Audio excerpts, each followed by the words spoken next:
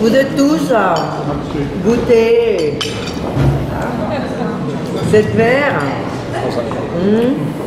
Est-ce que vous trouvez là l'histoire d'une année chaude, lourde, plein de fruits mûrs? Pas du tout, non? Pas du tout. Je voudrais...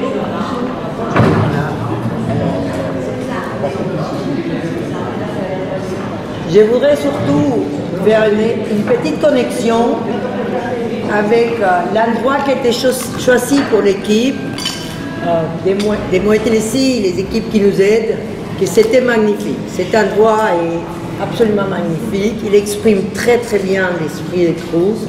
En plus, c'est vraiment la haute culture, c'est ce qui est Crous. C'est ce qui nous a permis de créer cette champagne. La maison Crous, les volumes, on pourrait les faire dans 3 cuves. Avec 3 cuves, on pourrait faire les volumes des Crous. Une cuve de pinot noir, une cuve de ménière, une cuve de chardonnay. On pourrait faire les volumes total des Crous. Mais avant de chaque décision, les décisions d'assemblage commencent, avant, on a 420 différents.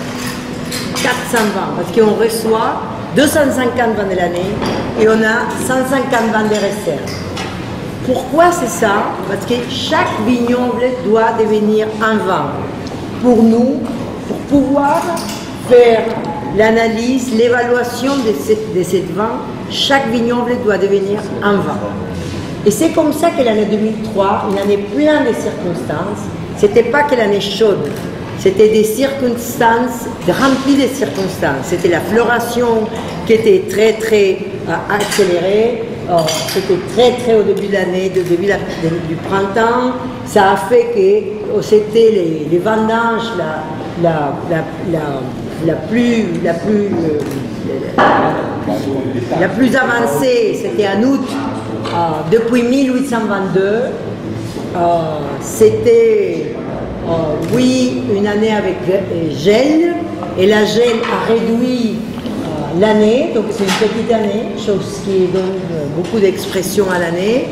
Et à la fin, c'est une année avec une été hyper chaude.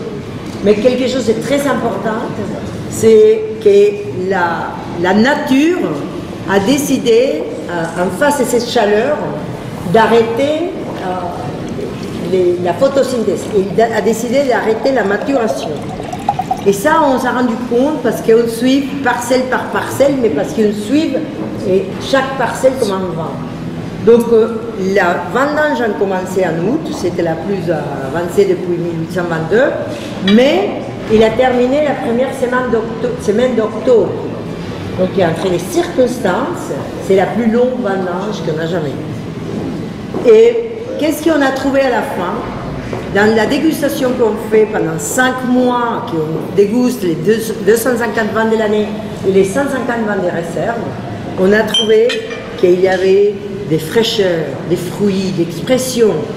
Et dans les notes d'Henri Crous, qui malheureusement il a décédé l'année dernière, il dit c'est incroyable l'année 2003 parce qu'à chaque dégustation, on trouve plus d'expression, plus de fruits et plus de lumière.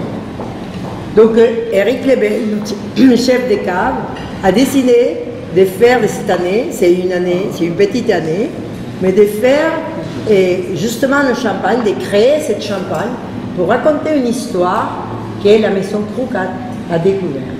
Et c'est l'histoire de la magie de la nature, où la nature a réagi en face de cette chaleur et a arrêté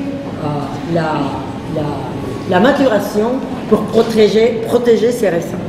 Et cette histoire, parce qu'on suit parcelle par parcelle, la maison Crous a pu la trouver. Et aujourd'hui, je suis ravie, au nom de la maison Crous, de vous présenter cette histoire assez particulière, parce que chaque millésime chez Crous, c'est une histoire différente. Aujourd'hui, on a l'histoire de cette année, et c'est une découverte, une surprise qu'on voulait partager avec vous. Donc merci, profitez-vous, et on va continuer à être